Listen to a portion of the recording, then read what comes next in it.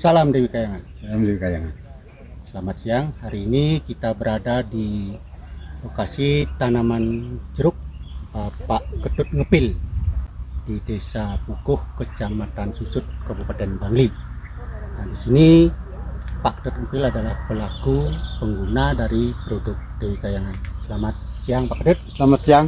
Bagaimana kabarnya? Baik. Baik, Astungkare. Nah, di sini beliau adalah pengguna dari produk Dewi Kayangan. Bisa dijelaskan produk-produk yang sempat digunakan di tanaman jeruk, Pak?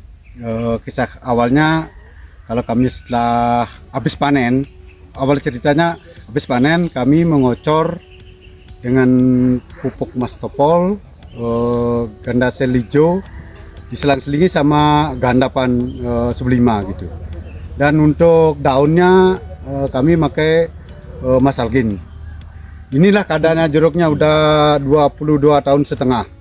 Ini kan udah dipanen sekitar 40% dan dipanen oleh pengorok buah jeruknya di Kintamani. Nah, kondisi tanaman sekarang memang merosot ya, menurun sekitar 40% karena kendala yang kita hadapi di sini adalah serangan penggorok buah.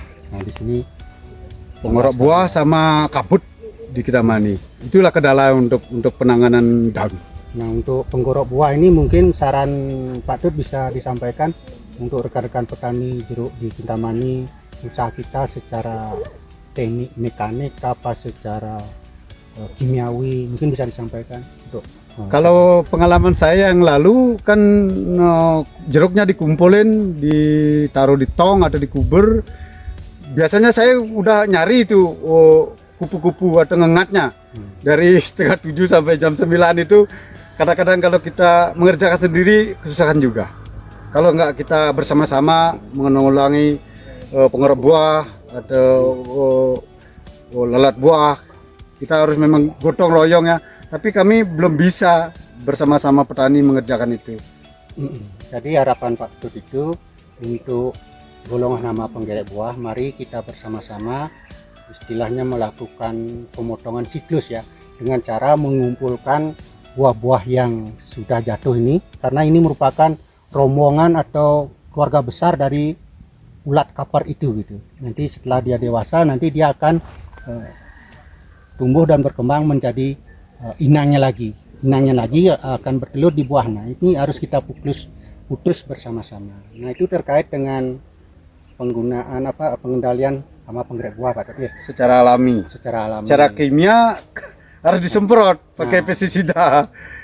Memang pestisida itu banyak pilihan ya. Kalau kita dari Dewi Kayangan, alternatifnya adalah insektisida tektin. Itu bisa kita semprotkan untuk mengendalikan hama ulat. Tanaman kan ada tumbuh tunas baru, Pak. Ini produk apa aja yang sudah diaplikasi, Pak? Kalau di sini kan pakai masalgin ini. Kalau di musim kabut di Kabupaten Kintamani, kalau nggak pakai produk masalgin, kadang-kadang udah pada gugur tuh daunnya.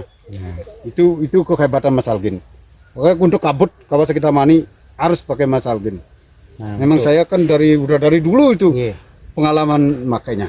Nah, kalau di Kintamani ini kan identik karena dataran tinggi, identik dengan sayong istilahnya kabut. Nah, pasti serangannya embun tepung. Nah, itu kalau pas tumbuh tunas baru atau tubuh baru ini kita kendalikan dengan fungisida masalgin. Ini setiap berapa bulan pemakaian masalgin itu, berapa minggu sekali? Kalau masalgin sebulan cukup. Sebulan cukup.